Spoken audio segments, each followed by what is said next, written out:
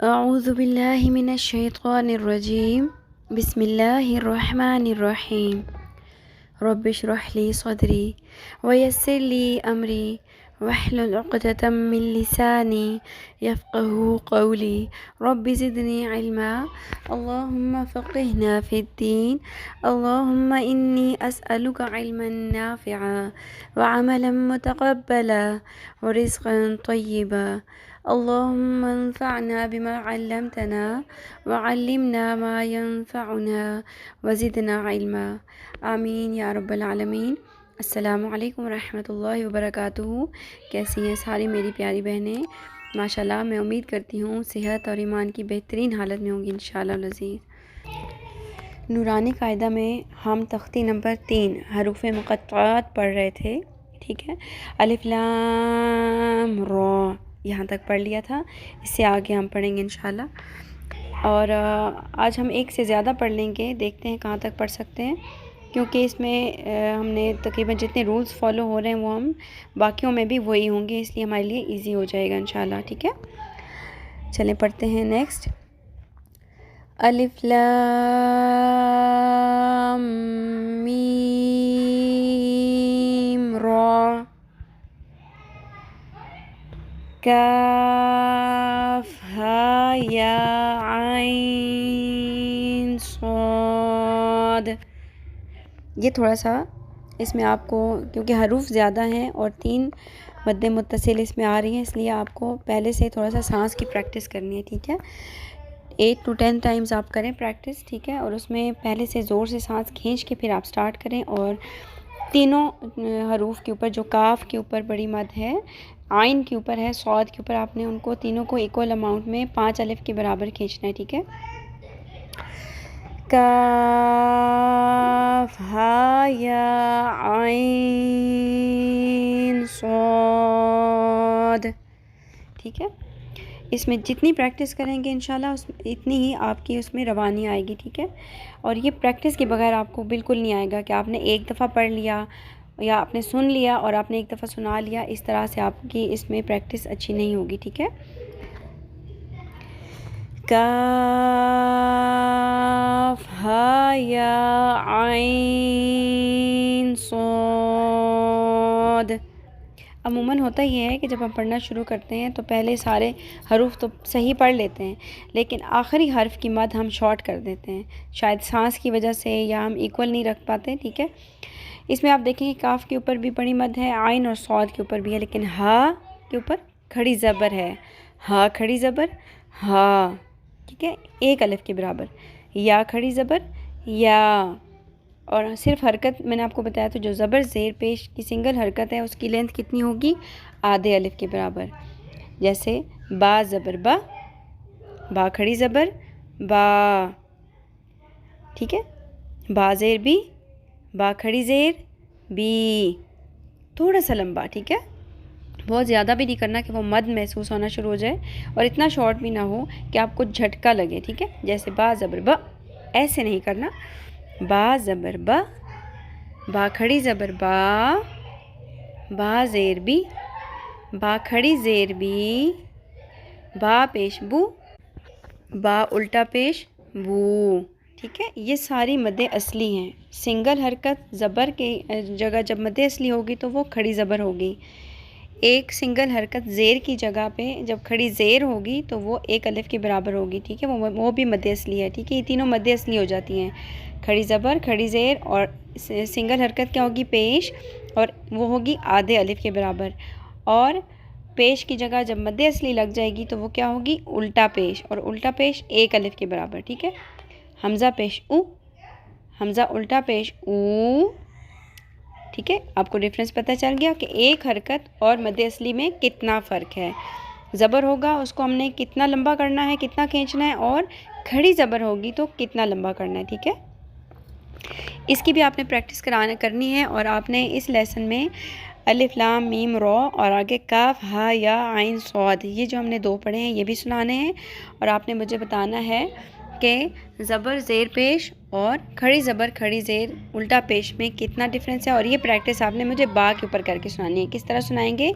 با زبر با، با کھڑی زبر با، با زیر بی، با کھڑی زیر بی، با پیش بو، با الٹا پیش بو، ٹھیک ہے. چلے جی اگلا حروف مقطعات میں سے پڑھ لیتے ہیں، یہ بھی بہت ایزی ہے. تو ہا کس طرح بنا یہ؟ تو کھڑی زبر تو، ہا کھڑی زبر ہا، تو ہا. اس کو لمبا نہیں کرنا، بس اتنا ہی شارٹ، ٹھیک ہے. تو ایسے بھی نہیں پڑھنا. تو ہا، تو ہا. آگے کیا ہے؟ تو کھڑی زبر تو، سین بڑی مد. آپ کہہ لیں آسانی کے لیے مد متصل کہنے کی ضرورت نہیں ہے، سین بڑی مد سین. آگے ہے میم. میم کو ہم نے، میم کے اوپر تشدید ہے، شد ہے، اور اس کو ہم نے تھوڑا سا روک کے رکھنا ہے ناک میں، ناک کی ہڈی میں. اس کو کہتے ہیں غنہ کرنا، ٹھیک ہے. اور میم روکنے کے بعد ہم پڑھیں گے میم. میم کو بھی ہم، میم کے اوپر بھی بڑی مد ہے میم. اب ہم اس کو روان کرتے ہیں. تو سین میم، ٹھیک ہے. آپ دوبارہ میرے ساتھ پڑھیں، میں پڑھ لوں گی پھر آپ نے پڑھنا، ٹھیک ہے. تو سین میم، ٹھیک ہے جی. بہت ایزی ہیں یہ. پہلے 2-3 حروف مقطعات پہ میں نے اس لیے زیادہ ٹائم لیا کہ آپ لوگوں کو پریکٹس ہو جائے. آپ چاہیں تو یہ ساری تختی بھی مجھے سنا سکتے ہیں، اور انشاءاللہ ہماری تختی پھر ایک دن میں ختم ہو جائے گی، ٹھیک ہے. آگے میں آپ کو ایک دفعہ کہلوا دیتی ہوں، پھر آپ نے پریکٹس کرنی ہے، ٹھیک ہے. تو سین،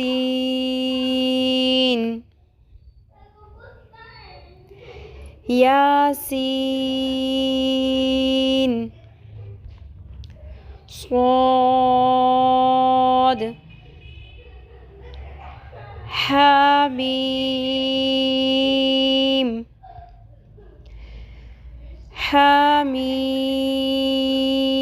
عین، سین، قاف، قاف، نون. ٹھیک ہے جی. یہ سارے وہی حروف ہیں جو ہم نے تختی نمبر 1 میں پڑھے ہیں.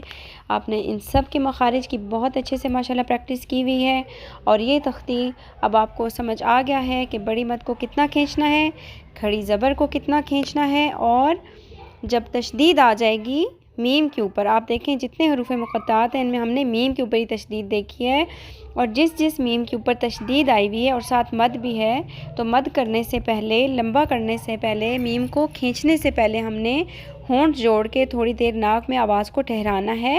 اس کو کہتے ہیں غنہ کرنا، ٹھیک ہے. ناک میں آواز کو ٹھہرانا کیا کہلاتا ہے؟ غنہ، ٹھیک ہے. اب ہم بڑھتے ہیں اپنے لیسن کی سیکنڈ پارٹ کی طرف، اینڈ دیٹ از رسول اللہ صلی اللہ علیہ وآلہ وسلم کی پیاری سنتیں. ہم پڑھ رہے تھے سونے کے بعد کی سنتیں. اٹ سیمس لائک نا، کچھ لوگ کہیں گے کہ اچھا جی سونے کے بعد کی بھی سنتیں ہوتی ہیں، پھر تو بندہ سو جاتا ہے، پھر کون سی ہم نے سنتیں ادا کرنی ہیں؟ جی ہاں بالکل، سونے کے بعد کی بھی سنتیں ہیں. ہم نے 2 پڑھ لی تھیں کہ اچھا خواب آئے تو کیا کرنا ہے، اور برا خواب آئے تو کیا کرنا ہے. بہت ہی پیاری سنتیں ہیں. آج ہم پڑھیں گے سنت نمبر 5. دوران نیند جب آنکھ کھل جائے تو یہ دعا پڑھیے. اس دعا کے بعد جو بھی دعا کریں گے تو اللہ تعالیٰ ضرور قبول فرمائیں گے.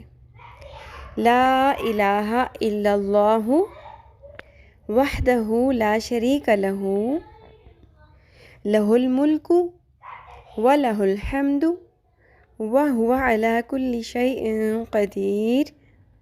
سبحان اللہ والحمد للہ ولا الہ الا اللہ واللہ اکبر ولا حول ولا قوة الا باللہ.